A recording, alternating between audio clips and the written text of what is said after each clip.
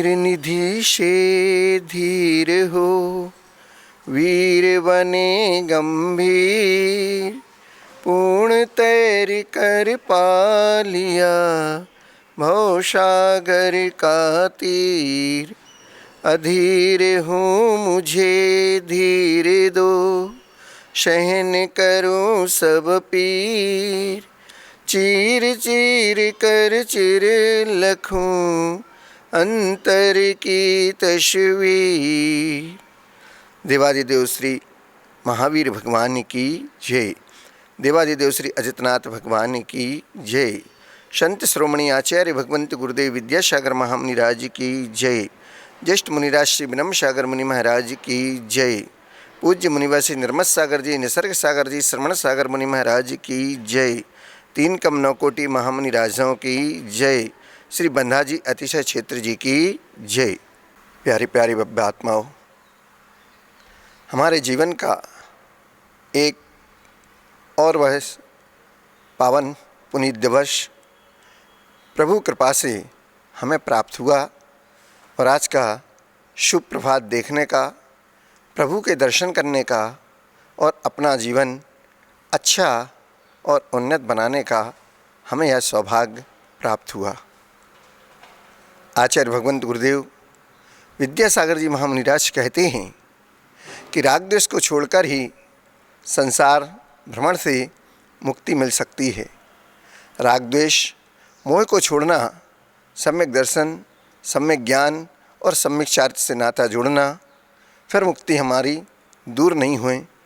संसार को भ्रमण छोड़ना तो कसायों को छोड़कर सबसे उत्तम क्षमा प्रतिक्रमण करके ही छूट सकते हैं, अन्यथा राग द्वेष के कारण ही हमारे जीवन में विपत्तियां आती हैं। एक विपत्ति दूर होती है कि सामने चार विपत्तियां मोह भाए फिर खड़ी हो जाती हैं। कैसे छूटें? तो आचार्य भगवंत कहते हैं कि उन विपत्तियों से छूटने के लिए जो अपने भाग्य में नहीं हैं वो तो मिलेगी, और जो कितना भी सर पटक लो, जो आपने किया है उसका फल तो मिलेगा, और वह वहीं जाएगा कहाँ पर? जहाँ पर उसके उस किए हुए कर्म का फल होगा, वही तो मिल के रहेगा। अपने भाग्य में है तो होगा, और भाग्य में नहीं है तो नहीं मिलेगा। ज़मीन के अंदर भी रखा हुआ धन हमारा है, लेकिन हमारे भाग्य में नहीं है तो पड़ोसी के घर भी चला जाता है। कठिनाई से कमाए हुए धन को सुरक्षित हम नहीं रख पाएंगे। धन नाशवान है, आज आपका है, कल दूसरे का था, परसों किसी तीसरे का होगा। परंतु इन सब से दूर हटकर, राग द्वेष को दूर कर कर, मोह को दूर कर कर हम केवल मोक्ष के लिए ही प्रयास और पुरुषार्थ करें तो सबसे पहले उसकी शुरुआत धर्म ध्यान के माध्यम से हुआ करती है। और वह श्रावक धर्म का अंगीकार करते हुए यहाँ से अपनी शुरुआत करता है, जिसके लिए अगर अकेला है तो फिर वह ब्रह्मचर्य व्रत को स्वीकार करता है। बहन हैं तो ब्रह्मचारिणी बनती हैं, आरिका माँ बनती हैं, और भाई हैं तो ब्रह्मचारी भाई बनकर, प्रतिमाधारी बनकर, मुनिराज बनकर अपना कल्याण करते हैं, पर का भी और स्व का भी।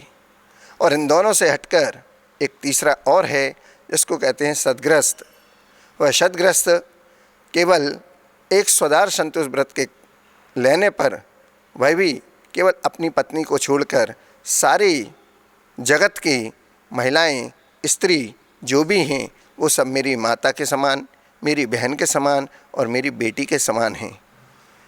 तब वह अपने मन में उनके प्रति विकार विकृति भाव नहीं लाता, अपनी पत्नी में ही संतुष्ट रहा करता है। यह स्वधार संतोष व्रत की महिमा हुआ करती है।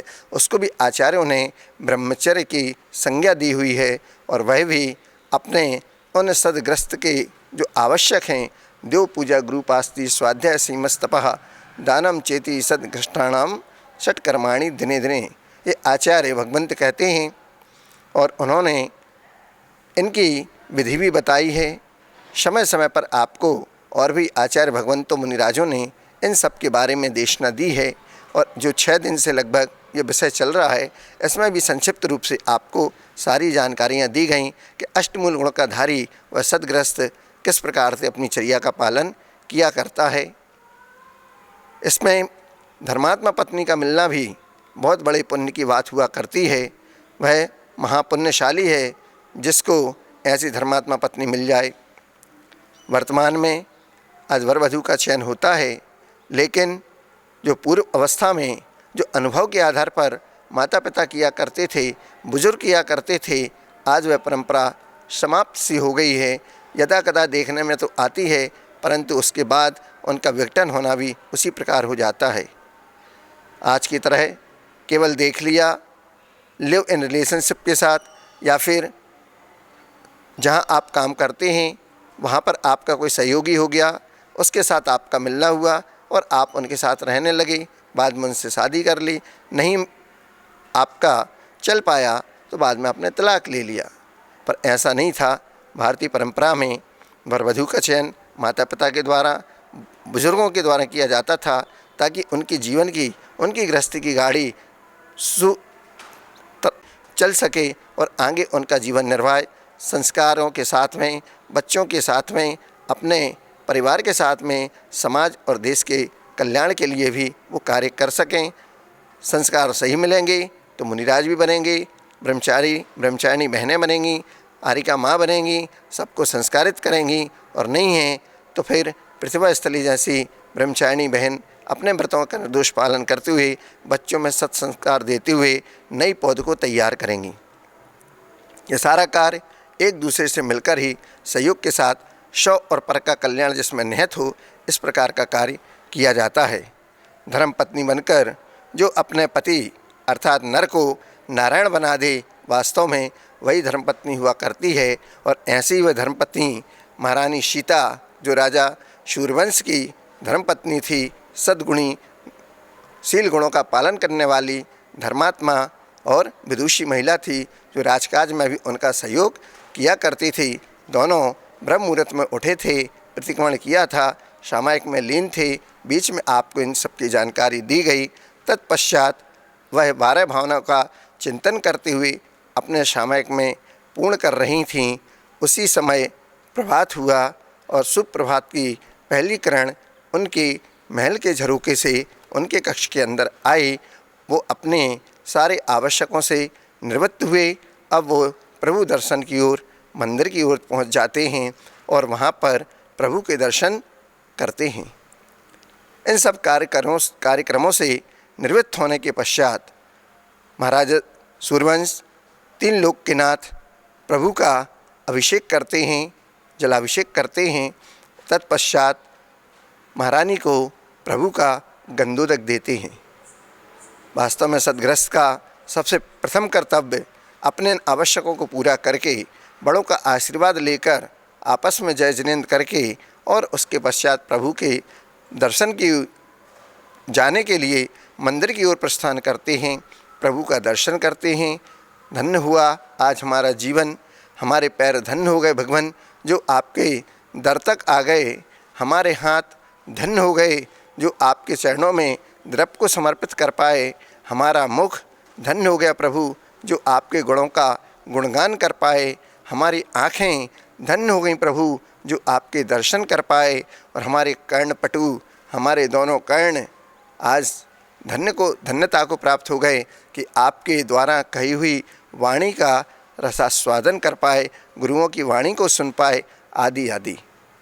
इस प्रकार हम अपने इन अंगों के साथ सम्यक दर्शन को, सम्यक ज्ञान को, सम्यक चारित्र को और पुष्ट कर लेते हैं, आगे बढ़ते हैं। और नहीं बढ़ पाए तो प्रतिमा आदि लेकर व्रती बनते हैं, और नहीं भी बन पाए तो केवल सम्यक दृष्टि बनकर भगवान के गुणों में, उनकी श्रद्धा भक्ति में उनका गुणगान करके चतुर्थ गुणस्थान वर्ती तो बन ही जाते हैं। उसमें भी हमारा कल्याण आगे चलकर आज हुआ, कल और उससे आगे एक कदम बढ़ेंगे। लेकिन आज श्रद्धा भक्ति के द्वारा भी हम प्रभु की भक्ति आराधना में लीन रहते हैं। ऐसा कहा जाता है कि सूरज ने कभी भरत चक्रवर्ती को सोता नहीं देखा।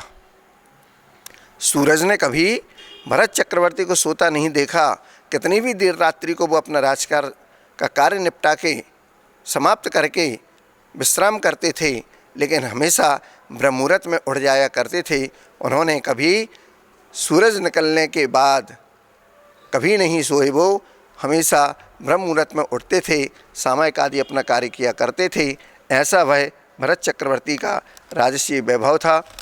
और उन्होंने अपने दिन में सोने के लिए हमेशा त्याग कर रखा था, क्योंकि कहते हैं दिन में सोने से दर्शनावर्णी कर्म का बंध हुआ करता है, चक्षु दर्शनावर्णी का विशेष बंध होता है, इसलिए दिन में नहीं सोना चाहिए।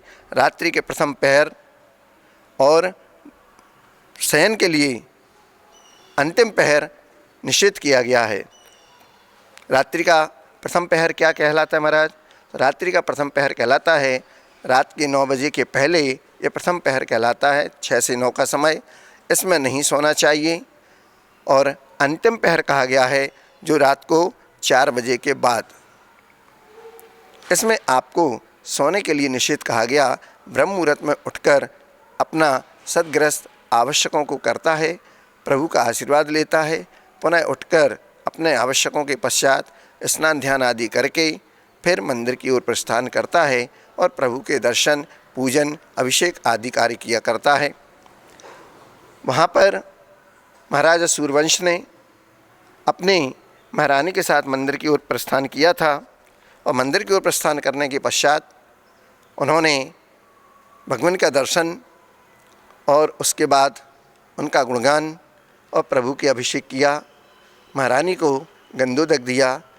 मैं आप लोग सभी से कहना चाहता हूँ कि जब भी आप मंदिर जाएं तो अगर अपने पति के साथ जाएं तो अति उत्तम है, सर्वोत्तम है, क्योंकि पति वो इंद्र है जो आपको 3 लोक के नाथ का अभिषेक दिखाता है, करता है, और आप उसकी इंद्राणी हैं। उसके किए हुए अभिषेक की आप अनुमोदना करेंगी, घंटा बजाएंगी, नाद करेंगी, ताली बजाएंगी, थाली बजाएंगी, आदि आदि हर्षातिरेक होंगी, उत्साह दिखाएंगी, ताकि लोगों को और प्रसन्नता हो और जाकर आप उस अभिषेक की अनुमोदना का शादी से पुण्य कमाएंगी और अपने स्वामी के द्वारा किए हुए उस अभिषेक को गंधोदक को प्राप्त करेंगी।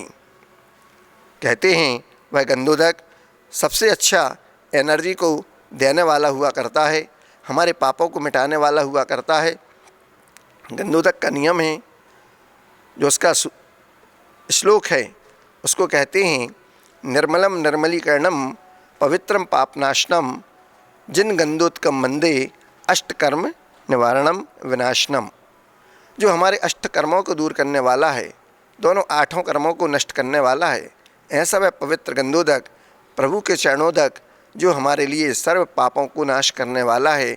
मंगलों में प्रथम मंगल है निर्मलम निर्मलीकरणम पवित्रम पापनाशकम, ऐसा वह पवित्र गंधोदक जो हमारे पापों को नाश करने वाला है। जिन गंधोदकम वंदे, ऐसा जिनेंद्र प्रभु का वह गंधोदक जो हमारे सारे अष्टकर्मों को नाश करने वाला है। एक आचार्य भगवंत के बारे में कहा जाता है कि अभी सहस्कूट जनालय में आचार्य भगवंत 1008 प्रतिमाएँ विराजमान कराते हैं अष्टधातु की। ये क्यों किया जाता है? अष्टधातु की प्रतिमा क्यों, धातु की प्रतिमा ही क्यों तो जन मंदिर में विराजमान होती हैं? तो साइंस ने अभी इसके लिए एक रिसर्च की थी। ये एनीमी हीमोग्लोबिन संबंधी जब साइंस ने इसकी रिसर्च की थी, तब साइंटिस्ट के सामने एक रिजल्ट आया कि जैन मंदिरों में धातु की प्रतिमाएं होती हैं, अष्टधातु की, तांबी की, चांदी की, सोने की, आदि आदि। और जब धातु की प्रतिमा पर जल जाता है तो उसके कारण उस जल का आयनीकरण हो जाता है, और आयनीकरण तत्व जल तत्व में पहुंच जाते हैं। उस आयरन संबंधी और पूरे शरीर में मात्र एक हमारा उत्तमांग हुआ करता है जिसको कहते हैं मस्तक, और उस मस्तक के बीचों बीच दोनों भवों के मध्य जो आज्ञा चक्र हुआ करता है वह स्थान, वहाँ पर आप गंधोदक लगाते हैं, और वो भी इन 2 उंगली के माध्यम से, जिसको आप अनामिका और मध्यमा कहते हैं। इसके साथ में आपके दोनों उंगली के माध्यम से जब आज्ञा चक्र पर वह गंधोदक आप लगाते हैं तो वहाँ पर आपको पूरे सर्वांग शरीर में वहाँ से आपकी एनर्जी पहुंच जाया करती है, जिसको उत्तमांग कहते हैं, मस्तक पर भी धारण करते हैं। यहाँ पर ये दो चीज़ें, वर्तमान में मोबाइल आप चलाते हैं, उस मोबाइल के लिए टावर की भी आवश्यकता होती है, जिसको आप सैटेलाइट भी कहते हैं। वहाँ से ये दो उंगलियाँ हम उसी का प्रतीक मान लेते हैं कि ये दो उंगलियाँ हमारी ये टावर हैं और ये हमारा शरीर पूरा मोबाइल है, और उसका जो एक केंद्र बिंदु है वो हमारा आज्ञा चक्र मस्तिष्क हुआ करता है। उस पर जहाँ ये नेटवर्क है, हम भगवान का गंधोदक वहाँ लगाते हैं, नेटवर्क मिल जाता है, टावर से हमारा कनेक्टिविटी हो जाती है और शरीर हमारा स्फूर्ति ऊर्जा से भर जाता है और हमारा ये पूरा शरीर निरोग रहकर सारा काम किया करता है। इस प्रकार से गंधोदक हमारा पवित्र है और उससे हमारे पापों का नाश होता है। ऐसा वह गंधोदक अपने स्वामी से वह प्राप्त करती है महारानी सीता देवी, और महाराजा सूर्यवंश दोनों मिलकर भगवान की पूजन करते हैं, अष्टगुणों का पालन करते हैं और उसके पश्चात पूजन भक्ति में लीन होकर अपनी प्रजा का, सबका सुखीमय जीवन हो, उसका वह भावना भाते हैं। जिस राज्य में ऐसा धर्मात्मा राजा रहता है, वहाँ की प्रजा, उस देश के मनुष्य दानशीलता से भरपूर हुआ करते हैं, उदार मना हुआ करते हैं, जितेंद्रिय तथा बुरे कामों से दूर रहने वाले होते हैं, सप्त व्यसनों से दूर रहा करते हैं। हिंसा, झूठ, चोरी, कुशील परिग्रह, ये 5 पाप हो जाते हैं। और जुआ, चोरी, मांस भक्षण, मद्य, वेश्यागमन, परस्त्री सेवन, शिकार आदि, इन सब से वहाँ की प्रजा दूर रहती थी, क्योंकि कहा जाता है यथा राजा तथा प्रजा। जैसा राजा होगा वैसी प्रजा होगी, वैसे ही वहाँ का कार्य संचालन होगा। इस प्रकार से वहाँ के मनुष्य सद्विचार वाले थे, दानशील वाले थे, उदार मना थे। वहाँ के मनुष्य हित प्रिय और मीठे वचन बोलने वाले थे। कहा जाता है ऐसी वाणी बोलिए मन का आपा खोए, औरन को शीतल करे आपहु शीतल होए। अपनी वाणी को इस प्रकार बनाएं कि लोग आपसे दूर नहीं भागें, बल्कि आपसे मिलने को आकुल व्याकुल हो जाएं और आपका सानिध्य सत्संग करने को तरस जाएं। इस प्रकार आपकी मीठी वाणी हो। जैसे कोयल केवल जब आम में बौर आते हैं उस समय कूकती है, बाकी के समय मौन हो जाती है। क्यों? क्योंकि बरसात में चारों तरफ मेंढक टर्र टर्र उन आवाज़ आती रहती है, तो वो कहती है कि आप बोल लो, उसके बाद मैं बोलूँगी तो दुनिया सुनेगी, उसको ढूंढेगी। आपके साथ बोलने पर मेरी आवाज़ का कोई महत्व नहीं होगा। उसी प्रकार से कर्कश, कठोर और इस प्रकार की वाणी बोलने पर लोग आहत हो जाते हैं। इसलिए उनसे, इन वाणी से हम दूर रहें। मीठी वाणी, हितमित और प्रिय वचनों को बोलने वाला ही हम अपना कार्य करें, इंद्रियों को जीतने वाला कार्य करें। श्री संपन्न अर्थात वहाँ की प्रजा धन धान्य से परिपूर्ण थी, संपन्न थी, समृद्ध थी। वहाँ के रहने वाले लोग हष्टपुष्ट थे, पवित्र तथा चतुर और बुद्धिमान भी थे। वहाँ के लोग दूसरों के गुणों को देखने वाले थे, एक दूसरे पर दोषारोपण करने वाले नहीं थे। किसी से वह जलन की प्रवृत्ति, अभिमान की प्रवृत्ति, मद वाली आदि ये प्रवृत्तियाँ वहाँ मान अपमान से रहित थीं। सब एक दूसरे का सम्मान करते थे, धर्मात्मा थे, धर्म का अनुसरण करने वाले थे। आज हमारे परिवार में कितने लोग ऐसे हैं जो माता पिता की बात को मानते हैं, उनका अनुसरण करते हैं।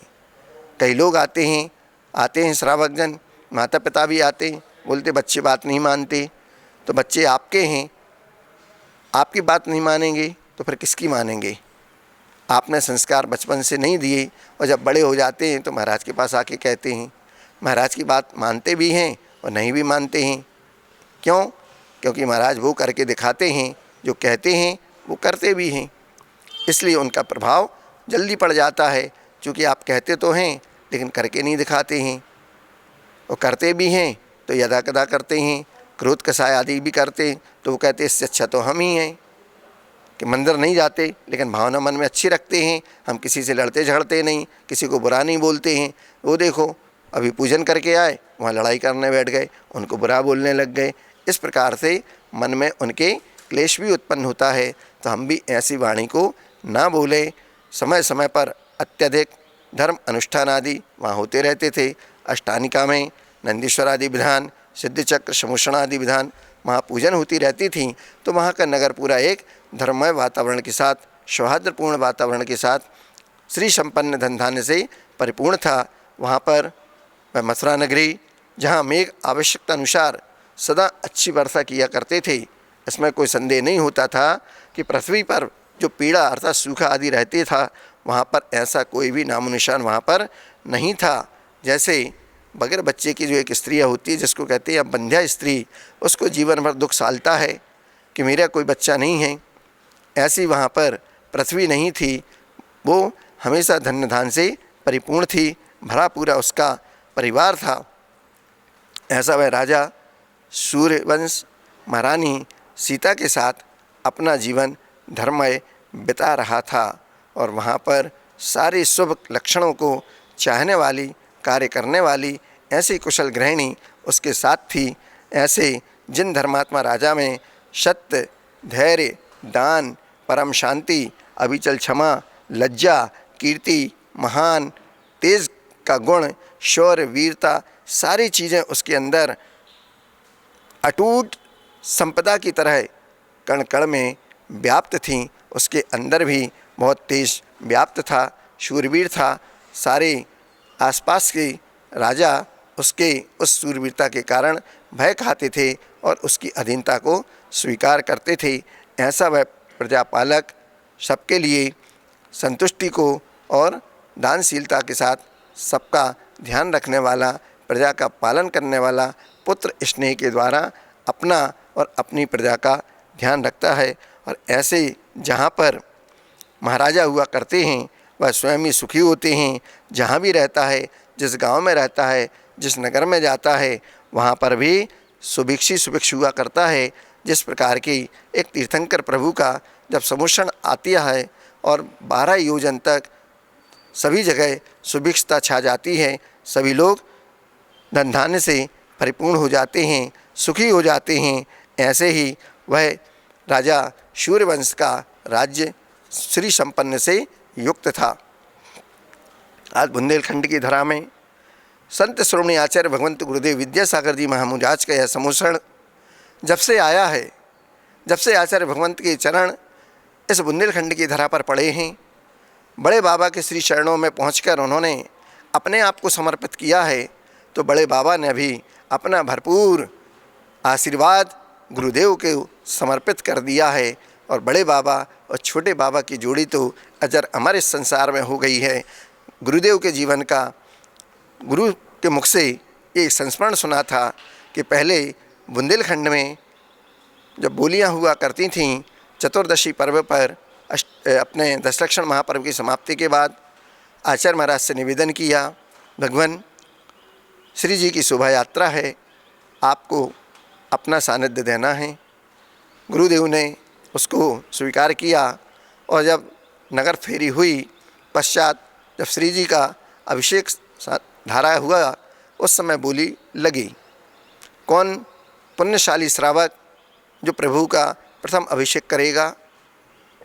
उस समय जिस प्रकार आज बोलियां लगती हैं, बहुत बड़ी बड़ी जाती हैं, ऐसा नहीं था। उस समय बहुत छोटी बोली थी। वर्तमान को समय को देखकर कह रहा हूँ कि छोटी थी तो बहुत चोटी की।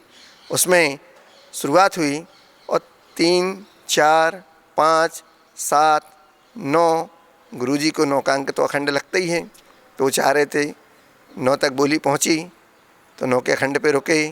फिर बोली किसी ने 10 कर दी, किसी ने 11 कर दी, और अंत में बोली पहुँचते पहुँचते 13 हो गई। अब आचार्य भगवंत के मन में विचार आया कि 13, इसलिए ये बोली यहीं रुक जाए, इससे आगे कोई बढ़ा भी नहीं। तो जैसे ही गुरु महाराज ने सोचा, लगा कि शायद संप्रेषण वहाँ तक पहुँच गया जो वहाँ पर माइक संचालन कर रहे थे महोदय, तो 13 तक ही बोली बोली गई और उसके बाद 1, 2, 3 हो गई और बोली वहीं पर समाप्त हो गई। आचार्य महाराज को बोलने के लिए, उपदेश देने के लिए एक विषय भी मिला। 1301। 1301 पर यह बोली टूट गई और श्रावक ने अभिषेक आदि का कार्य संपन्न किया। और जब आचार्य महाराज को माइक दिया गया तो आचार्य भगवान ने कहा कि व्यक्ति किस प्रकार से अपने भाव बनाता है। मेरे भी भाव थे कि 1301 1301 मतलब 1301। तो आपने तो पैसे से तौल लिया, लेकिन जो अध्यात्म में निष्ठ हुआ करते हैं ऐसे गुरु महाराज, उन्होंने कहा 1301 अर्थात जो मेरी आत्मा है वो मेरी ही एक आत्मा है। 1301 और मेरा 101, मेरे अंदर भी मेरी एक आत्मा है और तेरे अंदर भी तेरी एक आत्मा है। ऐसे गुरुदेव शब्दों के जादूगर उसमें भी श्लेष निकाल लिया करते हैं। राम ने अपनी एक धर्मपत्नी सीता के साथ रहना स्वीकार हुआ। जब रावण ने सीता का हरण किया तो दोनों के विचार क्या कहते हैं। राम कहते हैं मेरा सो मेरा, रावण कहता है मेरा सो मेरा तेरा भी मेरा। तभी तो सीता का हरण किया कि मेरी तो मंदोदरी आदि और भी रानियां हैं, लेकिन मेरी तो मेरी, लेकिन आपकी जो तेरी राम जी की सीता जी वो कहते हैं मेरा तो मेरा, लेकिन रावण कहता है तेरा सो मेरा और मेरा तो मेरा है। तीसरा व्यक्ति कहता है जो हमारे आगम ग्रंथों में कहानी मिलती है वह कौन से थे। वो थे कि 1313 मेरा भी तेरा, 1313 है ही, मेरा भी तेरा, उठा के गठरी बना के ले जा इसको भी। लेकिन पूज्य गुरुदेव कहते हैं कि मेरा सो मेरा 1313, ना तेरा ना मेरा, ये दुनिया रैन बसेरा। इसमें आपको आना है। वृक्षों में पक्षी आते हैं, रात में ठहरते हैं, सुबह होते ही पुनः उड़कर देश देश में चले जाते हैं और अपना दाना पानी चुगते रहते हैं। उसी प्रकार से आज हमारा इस धरा पर आना हुआ। 4 लोग मिल जाते हैं, परिवार बन जाता है, सौहार्दपूर्ण वातावरण बनता है।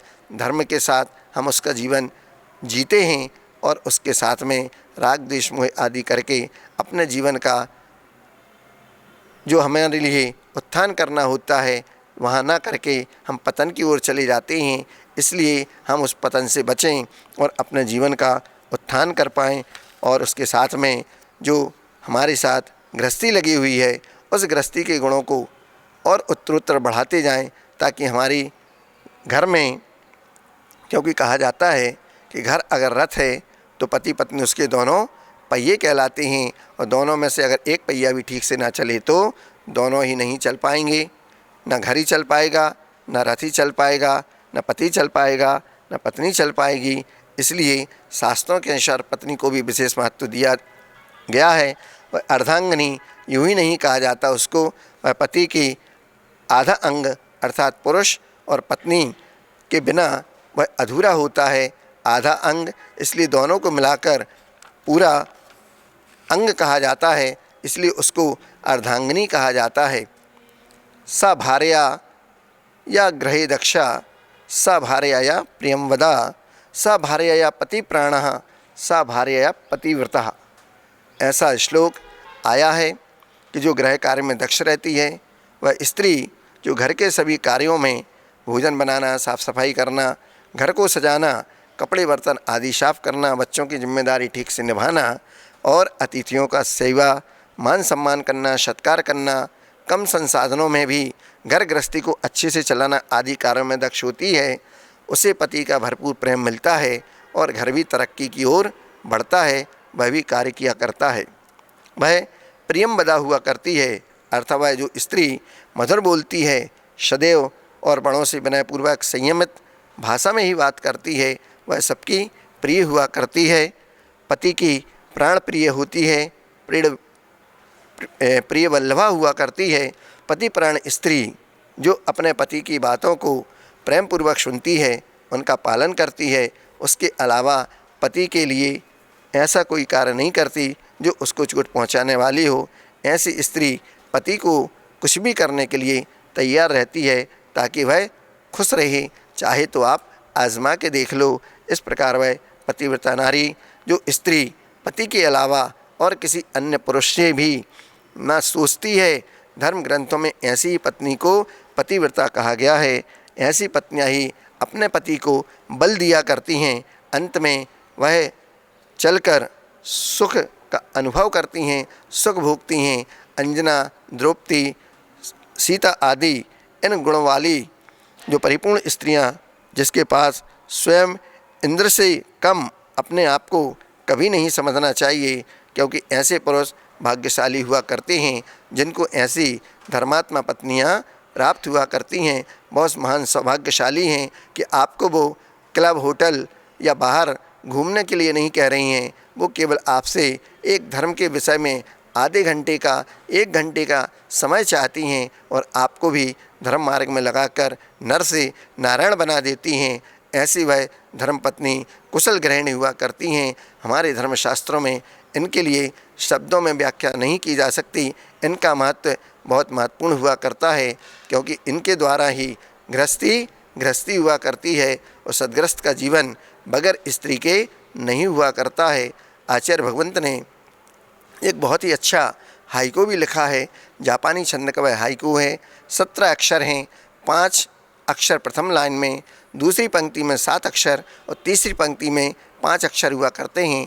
इस प्रकार वह 17 अक्षर की सुमधुर लेकिन छोटी किंतु चोटी की वह हाइकू नाम की कविता है। वह आपके सामने आचार्य भगवंत उसमें कहते हैं, बिना विवाह प्रवाहित हुआ क्या धर्म का प्रवाह। धर्म प्रवाह, विवाह करेंगे सत्संतान की प्राप्ति होगी, उसमें वह धर्म का प्रभाव चलेगा। या तो वह मुनि महाराज बनेंगे तो धर्म का प्रवाह आगे बढ़ेगा, नहीं तो शतग्रस्त बनेंगे। इसके अलावा और कोई तीसरा मार्ग नहीं है। सतग्रस्त बने या मोक्ष मार्ग पर चलें, इसके अलावा कोई तीसरा मार्ग नहीं है। आप उसमें विवाह करेंगे समय पर, सत्संतान की प्राप्ति उस विवाह की फलश्रुति हुआ करती है। उसके बाद वंश की वृद्धि भी हुआ करती है और धर्म का प्रवाह भी सुचारू रूप से चलता है। इसलिए विवाह वासना नहीं, यह तो एक साधना है, उस ग्रस्त जीवन की एक दीक्षा है जो हमारे लिए समुद्र के पाप से छुड़ाकर चुल्लू भर पानी में ले आती है और आगे चलकर वो चुल्लू भर पानी भी समाप्त हो जाया करता है। इस प्रकार का यह सदग्रस्त का जीवन हुआ करता है। अगर आपने इसको सही ढंग से जिया तो आपका उत्थान, आपका विकास बहुत जल्दी हो जाएगा। अन्यथा जो मायाचारी के द्वारा भी जो स्त्रियां कार्य किया करती हैं, वो भी पति से अपने धोखा खाने के लिए फिर तैयार हुआ करती हैं। वो क्या कारण हैं? वो 5 कारण लगभग आपके जीवन में उस धोखे करने से आ सकते हैं कि पति के सामने तो आप बहुत सादगी के साथ रहा करती हैं और जब बाहर जाती हैं तो बहुत ही सज-धज कर जाती हैं। किसको दिखाना है, क्या करना है, तो ये आपके लिए, पति के लिए शंका उत्पन्न करता है। इससे हमें बचना चाहिए।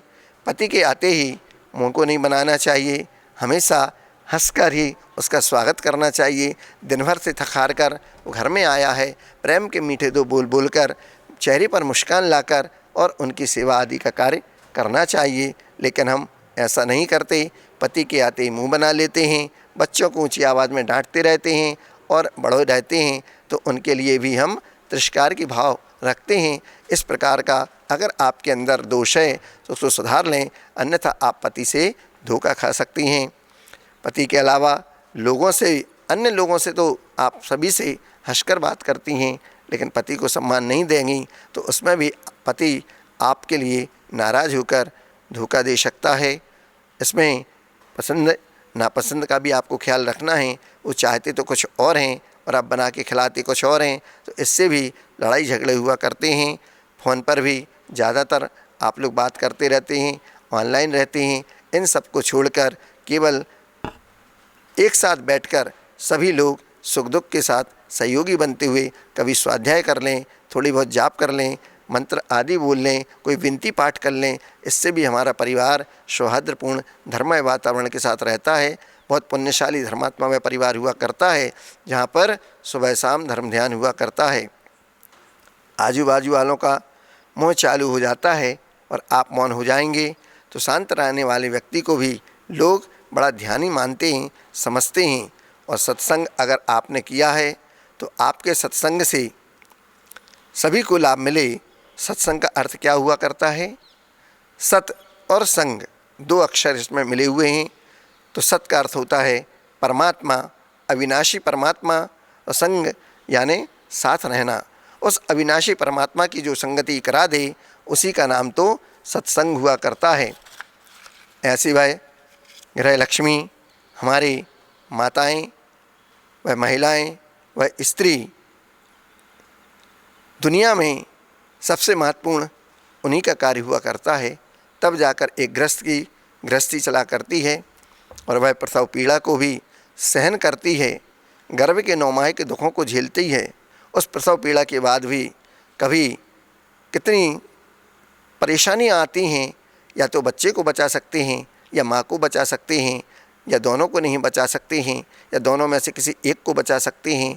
इसके बाद भी प्रसव पीड़ा के दुख को झेलती हुई वह माँ जब बच्चे को जन्म देती है तो अपनी पूरी उस प्रसव की पीड़ा को भूल जाती है, बेटे को अपनी छाती से लगा लेती है। और उसके बाद इन सारी अवस्थाओं से जूझने के बाद कभी भी किसी भी माता ने अपने बेटे को अपना नाम नहीं दिया, अपने बच्चे को हमेशा पति का नाम दिया।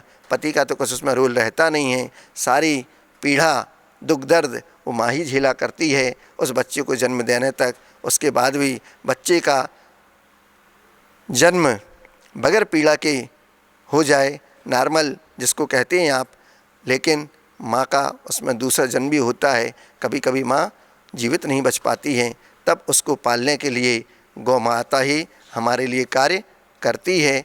ऐसी गौ माता जो आज के जन्मे हुए नवजात शिशु से लेकर 80 वर्ष के वृद्ध तक को पालती है, आज उसको भी निरुपयोगी मानकर छोड़ देते हैं, भगा देते हैं, और मांस आदि के कारण उनका भी हम वध कर दिया करते हैं। ऐसे गौशालाओं में गौ माता को पहुंचाकर हम उनकी सेवा का लाभ भी ले सकते हैं, उनका भी आशीर्वाद ले सकते हैं। मूक पशु हैं तो क्या हुआ, उनकी भी वेदना संवेदनाएं हुआ करती हैं, और हम तो मानव हैं। मानव का सबसे बड़ा धर्म दया हुआ करता है, और अहिंसा धर्म तो जैन धर्म का प्राण है। यह हमारे धर्म की शुरुआत अहिंसा धर्म से ही हुआ करती है। ऐसी पत्नी के गुण जिसके अंदर हुआ करते हैं वह घर को स्वर्ग बना देते हैं, और ऐसे पुरुष सौभाग्यशाली कहलाते हैं जिनकी पत्नी के ये 5 गुण उसके अंदर हो जाते हैं। वह महिला के 5 गुण कौन से होते हैं जो आपको बताए थे?